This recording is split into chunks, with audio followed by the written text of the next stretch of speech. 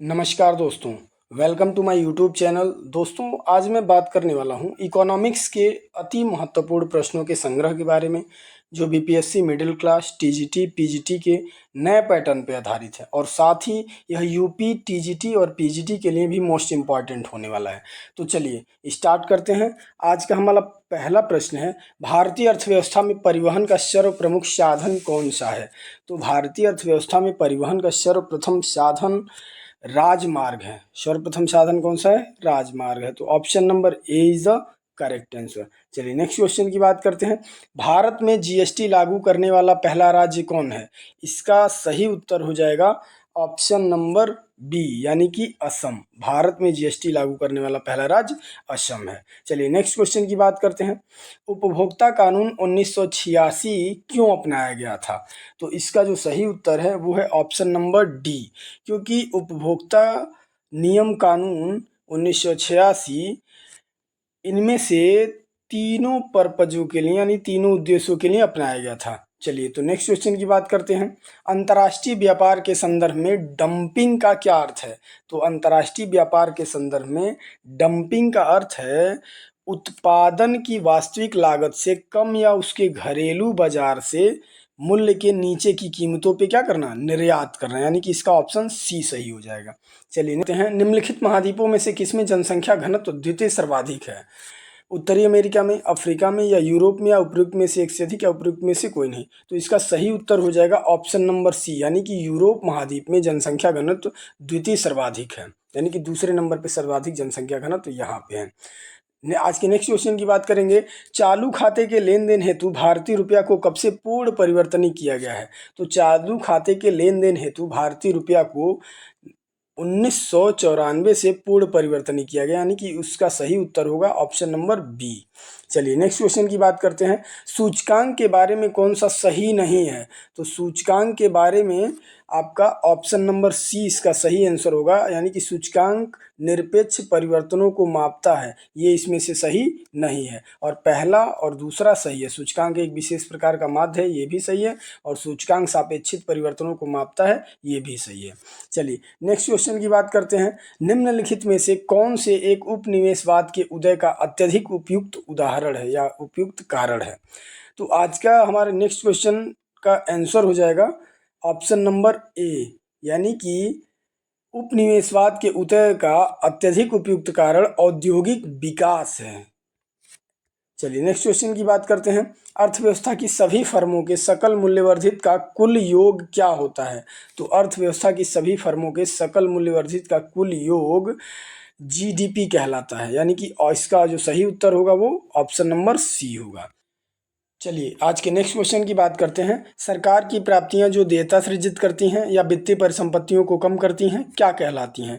तो इसका सही उत्तर हो जाएगा ऑप्शन नंबर सी, यानी कि सरकार की प्राप्तियां जो देयता सृजित करती हैं या वित्तीय परिसंपत्तियों को कम करती हैं, वो पूंजीगत प्राप्तियां कहलाती हैं। चलिए नेक्स्ट क्वेश्चन की बात करते हैं। निम्नलिखित में से कौन सा सकल घरेलू उत्पाद में शामिल होता है? तो सकल घरेलू उत्पाद में आपका शामिल होता है अंतिम वस्तुओं की बिक्री, यानी कि ऑप्शन नंबर ए जो है इसका सही उत्तर होगा। चलिए नेक्स्ट क्वेश्चन की बात करते हैं। एमनेस्टी नामक पुस्तक के लेखक निम्नलिखित में से कौन है? तो एमनेस्टी नामक पुस्तक के निम्नलिखित में से लेखक ना ही विक्रम सेठ है, ना ही शशि थरूर जी हैं, ना ही अमिश त्रिपल जी हैं, यानी कि इसका जो सही उत्तर हो जाएगा वो हो जाएगा उपर्युक्त में से कोई नहीं, ऑप्शन नंबर ई। चलिए नेक्स्ट क्वेश्चन की बात करते हैं। विदेशी मुद्रा विनिमय अधिनियम के स्थान पर विदेशी मुद्रा प्रबंधन अधिनियम किस वर्ष में लागू किया गया था? तो इसका सही उत्तर हो जाएगा ऑप्शन नंबर सी, विदेशी मुद्रा विनियमन अधिनियम के स्थान पर विदेशी मुद्रा प्रबंधन अधिनियम, यानी कि फेरा के जगह पे फेमा जो है 1999 में लाया गया था। चलिए नेक्स्ट क्वेश्चन की बात करते हैं। निम्नलिखित में से कौन सा शुद्ध घरेलू उत्पाद की अवधारणा का सबसे अच्छा निरूपण करता है?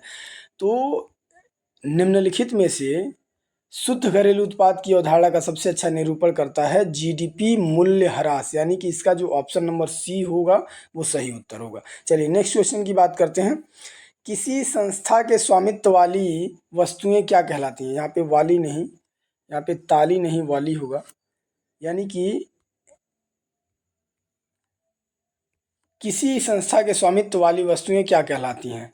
तो किसी भी संस्था के स्वामित्व वाली वस्तुएं परिसंपत्तियां कहलाती हैं। क्या कहलाती हैं?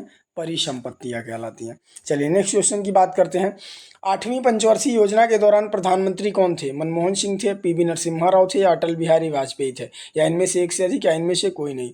तो मैं आपको बता दूं कि 8वीं पंचवर्षीय योजना के समय काल में आपके जो प्रधानमंत्री थे वो थे पीवी नरसिम्हा राव, यानी कि ऑप्शन नंबर सी जो होगा इसका सही उत्तर होगा। चलिए नेक्स्ट क्वेश्चन की बात करते हैं।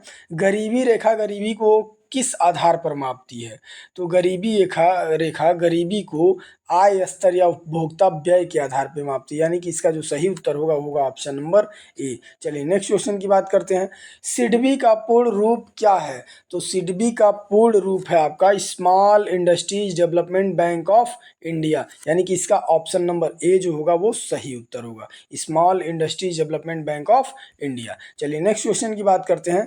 भीम यूपीआई के संदर्भ में जो भीम में आई है वो किस शब्द को इंडिकेट करता है? तो भीम यूपीआई में जो आई शब्द है वो करता है इंटरफेस को इंडिकेट। उसका मतलब क्या होता है? उसका मतलब होता है इंटरफेस। चलिए नेक्स्ट क्वेश्चन की बात करते हैं।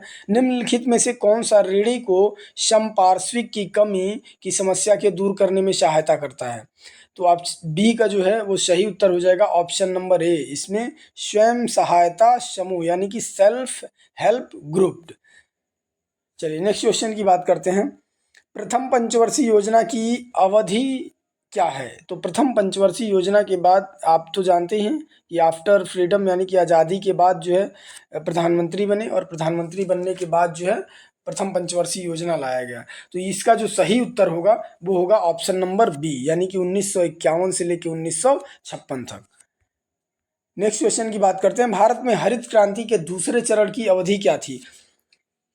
तो भारत में हरित क्रांति के दूसरे चरण की जो अवधि थी वो थी आपकी 1980 के दशक से लेके 1990 के दशक के मध्य तक का, यानी कि 1980 के मध्य से लेके 1990 के मध्य तक का, यानी कि ऑप्शन नंबर सी जो है इसका सही उत्तर होगा। चलिए नेक्स्ट क्वेश्चन की बात करते हैं। उद्योगों का एक समूह जो शहरी केंद्रों द्वारा प्रदान किए जाने वाले लाभों का उपयोग करने के लिए एक साथ आने की प्रवृत्ति रखता है, उसे क्या कहा जाता है? तो इसका जो सही उत्तर हो जाएगा वो हो जाएगा ऑप्शन नंबर बी। उसे कहा जाता है समूहीकरण उद्योग, यानी कि उद्योगों का एक समूह जो शहरी केंद्रों द्वारा प्रदान किए जाने वाले लाभों का उपयोग करने के लिए एक साथ आने की प्रवृत्ति रखता है, उसे हम समूहीकरण उद्योग कहते हैं। नेक्स्ट क्वेश्चन की बात करते हैं। कौन सी योजना भारत सरकार द्वारा बेरोजगार शिक्षित युवाओं के लिए स्वरोजगार के अवसरों के निर्माण हेतु शुरू की गई है?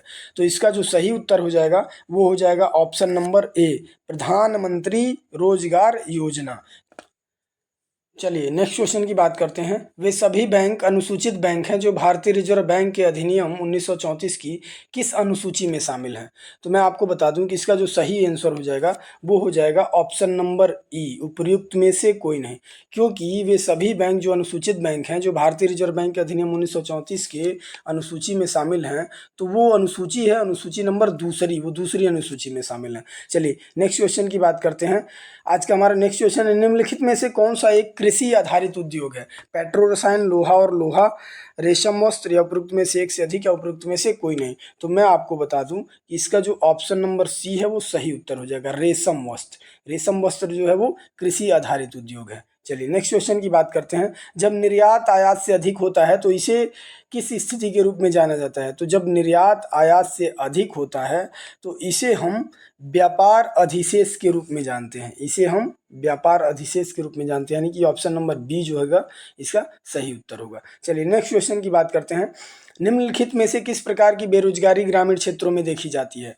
तो मैं आपको बता दूं कि इसका जो सही आंसर होगा वो होगा ऑप्शन नंबर डी, यानी कि उपयुक्त में से एक से अधिक, यानी कि वो मौसमी बेरोजगारी भी देखी जाती है, प्रच्छन्न बेरोजगारी भी देखी जाती है, और संरचनात्मक बेरोजगारी भी आपको गांव में देखने को मिलेगी। चलिए नेक्स्ट क्वेश्चन की बात करते हैं। राष्ट्रीय आय की गणना की किस विधि में हम उत्पादित वस्तुओं और सेवाओं के कुल वार्षिक मूल्य की गणना करते हैं यदि एक वर्ष समय की इकाई है? तो इसका जो सही उत्तर हो जाएगा वो हो जाएगा ऑप्शन नंबर सी, यानी कि राष्ट्रीय आय की गणना की उत्पाद विधि में हम उत्पादित वस्तुओं और सेवाओं के कुल वार्षिक मूल्य की गणना करते हैं। चलिए नेक्स्ट क्वेश्चन की बात करेंगे हम। कौन सी पंचवर्षीय योजना बुनियादी ढांचे के विकास यानी बिजली और परिवहन पर केंद्रित थी? तो मैं आपको बता दूं कि इसका जो सही उत्तर हो जाएगा वो हो जाएगा ऑप्शन नंबर सी, यानी कि पहली पंचवर्षीय योजना जो थी वो बुनियादी ढांचे पे उसका सारा का सारा फोकस था। चलिए नेक्स्ट क्वेश्चन की बात करते हैं। निम्नलिखित में से कौन अर्थव्यवस्था के प्राथमिक क्षेत्रों से संबंधित है? तो मैं आपको बता दूं कि इसका जो सही उत्तर हो जाएगा वो हो जाएगा ऑप्शन नंबर डी, क्योंकि इसमें जो है वानिकी, मत्स्यन और डेयरी जो है ये तीनों के तीनों क्या हैं, ये प्राथमिक सेक्टर मतलब प्राइमरी सेक्टर के यानी कि प्राथमिक क्षेत्र से संबंधित हैं। चलिए नेक्स्ट क्वेश्चन की बात करते हैं। निम्न में से किसके कारण राष्ट्रीय आय के चक्राकार प्रवाह का आकार बढ़ता है? तो इसका जो सही उत्तर हो जाएगा वो हो जाएगा ऑप्शन नंबर सी, यानी कि सार्वजनिक व्यय के कारण राष्ट्रीय आय के चक्राकार प्रवाह का आकार बढ़ता है। चलिए नेक्स्ट क्वेश्चन की बात करते हैं। आज का हमारा नेक्स्ट क्वेश्चन है, निम्नलिखित में से कौन सा किसानों के लिए कल्याणकारी योजना नहीं है? तो मैं आपको बता दूं कि इसका जो सही उत्तर हो जाएगा वो हो जाएगा ऑप्शन नंबर सी, यानी कि कर्मचारी पेंशन बीमा योजना ये कल्याणकारी योजना किसानों के लिए नहीं है। बाकी किसान क्रेडिट कार्ड और SHG बैंक लिंकेज कार्यक्रम जो है सेल्फ हेल्प ग्रुप वाला, ये दोनों किसानों के लिए हैं। चलिए नेक्स्ट क्वेश्चन की बात करते हैं। गरीबी पे रंगराजन कमेटी कब गठित की गई थी? तो गरीबी पे रंगराजन कमेटी जो है वो 2012 में गठित की गई थी। कब की गई थी? 2012, यानी कि ऑप्शन नंबर ए जो है इसका सही उत्तर होगा। चलिए नेक्स्ट क्वेश्चन की बात करते हैं। यदि सरल रेखी पूर्ति वक्र की मत अक्ष को काटता है तो पूर्ति की लोच होगी। इसका जो सही उत्तर हो जाएगा वो हो जाएगा ऑप्शन नंबर ए, यानी कि इकाई के समीकरण। चलिए नेक्स्ट क्वेश्चन की बात करते हैं। व्यष्टि अर्थशास्त्र का संबंध है, तो व्यष्टि अर्थशास्त्र का संबंध है, इसका जो सही उत्तर हो जाएगा वो हो जाएगा ऑप्शन नंबर डी, यानी कि एक से अधिक, उपयुक्त में से एक से अधिक आंसर इसका जो है वो सही है। चलिए नेक्स्ट क्वेश्चन की बात करते हैं। भारत में पूंजी खाते की परिवर्तनीयता पर कौन सी समिति बनी है? तो भारत में पूंजी खाते की परिवर्तनीयता पे तारापोर समिति बनी है। कौन सी समिति बनी है? तारापोर समिति बनी है, यानी कि ऑप्शन नंबर सी जो है इसका सही उत्तर हो जाएगा। चलिए नेक्स्ट क्वेश्चन की बात करते हैं। विद्यालय की इमारत के रखरखाव पे किया जाने वाला खर्च है, तो विद्यालय की इमारत के रखरखाव पे खर्च किया जाने वाला व्यय है वो है उपयुक्त में से एक से अधिक, क्योंकि उसको विकास व्यय भी कह सकते हैं, राजस्व व्यय भी कह सकते हैं और पूंजीगत व्यय भी कह सकते हैं, यानी कि 38 का ऑप्शन नंबर डी जो है वो सही उत्तर होगा। चलिए नेक्स्ट क्वेश्चन की बात करते हैं। बाजार मांग वक्र होता है, तो बाजार मांग वक्र आपका व्यक्तिगत उपभोक्ताओं के मांग वक्रों का क्षैतिज योग होता है, यानी कि इसका जो ऑप्शन नंबर बी है वो सही उत्तर हो जाएगा। चलिए नेक्स्ट क्वेश्चन की बात करते हैं। राजकोषीय घाटे को कैसे परिभाषित किया जा सकता है? तो राजकोषीय घाटे को परिभाषित करने के लिए हम फॉर्मूला लगाएंगे, राजकोषीय घाटा इज इक्वल टू कुल व्यय माइनस राजस्व प्राप्तियां प्लस गैर ऋण की पूंजीगत प्राप्तियां, यानी कि ऑप्शन नंबर सी जो है इसका सही उत्तर हो जाएगा। यानी कि किसको किसमें से माइनस कर देंगे? कुल व्यय को हम माइनस कर देंगे, राजस्व प्राप्ति जो होगी और गैर ऋण की जो पूंजीगत प्राप्ति होगी, इन दोनों से उसको क्या कर देंगे? माइनस कर देंगे। चलिए नेक्स्ट क्वेश्चन की बात करते हैं। निम्नलिखित में से कौन पूंजीगत वस्तु नहीं है? तो इनमें से पूंजीगत वस्तु कोई भी नहीं, यानी कि ऑप्शन नंबर डी जो है इसका सही उत्तर हो जाएगा। चलिए नेक्स्ट क्वेश्चन की बात करते हैं। चलिए नेक्स्ट क्वेश्चन की बात करते हैं। मूल्यवर्धित कर वैट लगाया जाता है, तो वैट जो है आपका लगाया जाता है उत्पादन और अंतिम चरण के बीच सभी चरणों पे, यानी कि ऑप्शन नंबर बी जो है इसका सही उत्तर हो जाएगा। चलिए नेक्स्ट क्वेश्चन की बात करते हैं। सांसदों द्वारा गांवों को गोद लेने से संबंधित एक योजना सैगी चलाई गई है, तो सैगी में ए का अर्थ क्या है? तो मैं आपको बता दूं कि सैगी में ए का अर्थ है आदर्श, यानी कि आदर्श ग्राम योजना कहते हैं उसको। चलिए नेक्स्ट क्वेश्चन की बात करते हैं हम। रेलवे के आधुनिकीकरण से संबंधित गठित समिति है, यानी कि इसमें से कौन सी समिति है जो रेलवे के आधुनिकीकरण से संबंधित है? तो इसका सही उत्तर हो जाएगा आपका ऑप्शन नंबर सी, यानी कि सैम पित्रोदा समिति जो है वो किससे संबंधित है? रेलवे के आधुनिकीकरण से। चलिए नेक्स्ट क्वेश्चन की बात करते हैं। भारत में निम्नलिखित में से कौन सा कर राज्य सरकार द्वारा वसूला जाता है? तो लगभग इसको सभी लोग जानते होंगे। भारत में जो शराब और आबकारी शुल्क है वो राज्य सरकार के द्वारा वसूला जाता है, यानी कि ऑप्शन नंबर बी जो है इसका सही उत्तर होगा। चलिए नेक्स्ट क्वेश्चन की बात करते हैं। अर्थशास्त्र की कौन सी शाखा तेजी से हो रहे आर्थिक विकास के परिणाम स्वरूप प्राकृतिक संसाधन भंडारों के ह्रास और प्रदूषण से संबंधित है? तो इसका जो सही उत्तर हो जाएगा वो हो जाएगा ऑप्शन नंबर ए, यानी कि पर्यावरणीय अर्थशास्त्र। चलिए नेक्स्ट क्वेश्चन की बात करते हैं। स्वर्ण जयंती ग्राम स्वरोजगार योजना, यानी कि ये जो पॉइंट दिए गए हैं इनमें से किसका संबंध स्वर्ण जयंती ग्राम स्वरोजगार योजना से है?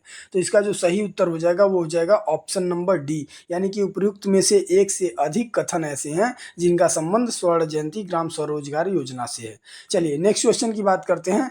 यूएन पर्यावरणीय गतिविधियों का समन्वय करने वाला अंतर्राष्ट्रीय संगठन कौन सा है? तो मैं आपको बता दूं इसका जो सही उत्तर हो जाएगा वो हो जाएगा आपका ऑप्शन नंबर ए। यूएन का जो यूनाइटेड नेशन इन्वायरमेंट प्रोग्राम है, यानी कि संयुक्त राष्ट्र पर्यावरण कार्यक्रम, ये पर्यावरणीय गतिविधियों का समन्वय करता है। चलिए नेक्स्ट क्वेश्चन की बात करते हैं। परिवहन आर्थिक गतिविधि के किस क्षेत्र के अंतर्गत आता है? तो परिवहन आर्थिक गतिविधि के तृतीय क्षेत्र में आता है। किस में आता है?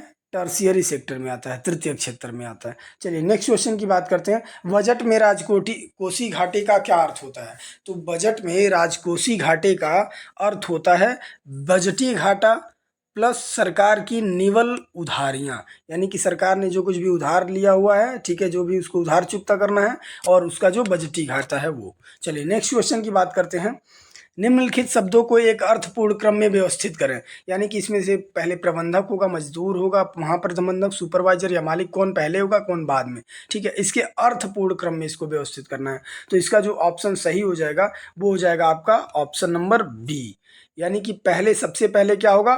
सबसे पहले होगा आपका मालिक, उसके बाद कौन होगा? महाप्रबंधक, उसके बाद कौन होगा? प्रबंधक, उसके बाद कौन होगा? सुपरवाइजर, और लास्ट में कौन होगा? मजदूर होगा, अर्थपूर्ण के क्रम में। चलिए नेक्स्ट क्वेश्चन की बात करते हैं। नरौरा आणविक शक्ति केंद्र कहाँ स्थित है? नरौरा आणविक शक्ति केंद्र कहाँ स्थित है?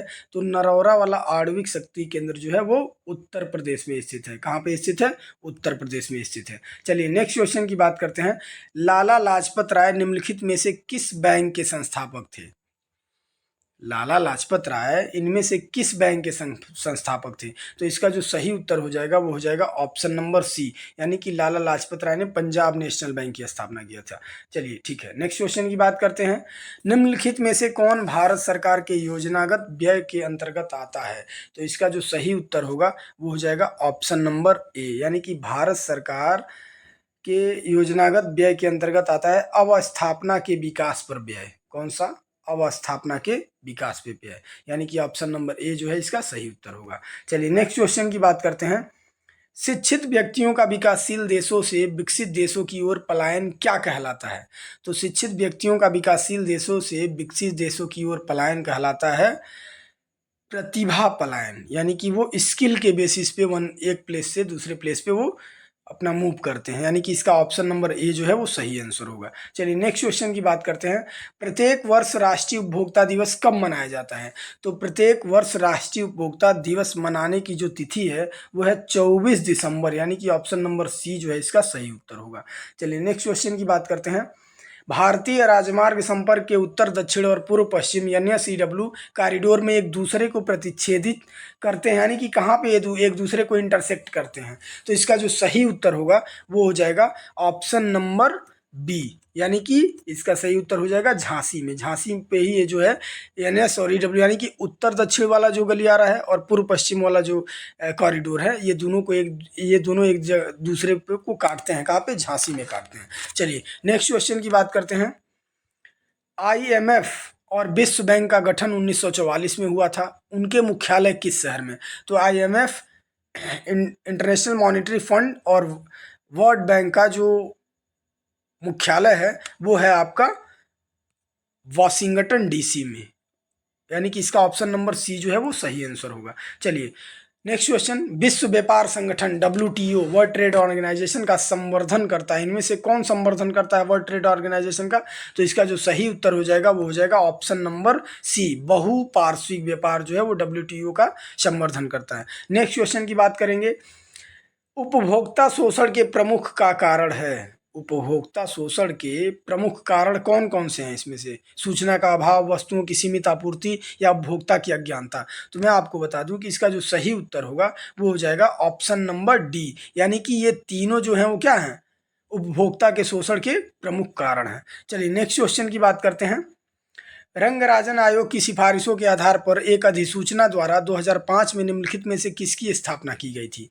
तो रंगराजन आयोग की सिफारिशों के द्वारा, अधिसूचना द्वारा 2005 में जो स्थापना किया गया था, तो इसका सही आंसर होगा आपका ऑप्शन नंबर सी, यानी कि राष्ट्रीय सांख्यिकी आयोग का, NSO का, नेशनल स्टैटिस्टिक्स का। चलिए नेक्स्ट क्वेश्चन की बात करते हैं, केंद्रीय सांख्यिकी संगठन द्वारा किस आधार पर औद्योगिक उत्पादन सूचकांक की गणना की जाती है और इसे प्रकाशित किया जाता है, यानी कि कब प्रकाशित किया जाता है? तो मैं आपको बता दूं कि इसका जो सही आंसर होगा वो होगा ऑप्शन नंबर ए, यानी कि इसको हर एक महीने प्रकाशित किया जाता है, यानी कि मासिक प्रकाशन होता है इसका। चलिए नेक्स्ट क्वेश्चन की बात करते हैं, विदेशी मुद्रा आरक्षित भंडारों के प्रबंधन पर लागू कानूनी प्रावधान भारतीय रिजर्व बैंक अधिनियम किस वर्ष में निर्धारित किए गए हैं? यानी कि इसका जो सही आंसर होगा वो हो जाएगा आपका ऑप्शन नंबर ए, 1934 में निर्धारित किए गए हैं, यानी दूसरी अनुसूची में। चलिए नेक्स्ट क्वेश्चन की बात करते हैं, सरकार के कराधान और व्यय निर्णयों का प्रबंधन करती है, इनमें से कौन सरकार के कराधान और व्यय निर्णयों का प्रबंधन करती है? तो इसका जो सही उत्तर हो जाएगा वो हो जाएगा ऑप्शन नंबर बी, राजकोषीय नीति। राजकोषीय नीति जो है वो सरकार के कराधान और व्यय निर्णयों का प्रबंधन करती है। चलिए नेक्स्ट क्वेश्चन की बात करते हैं, भारतीय रिजर्व बैंक द्वारा लीड बैंक योजना की शुरुआत किस वर्ष में की गई थी?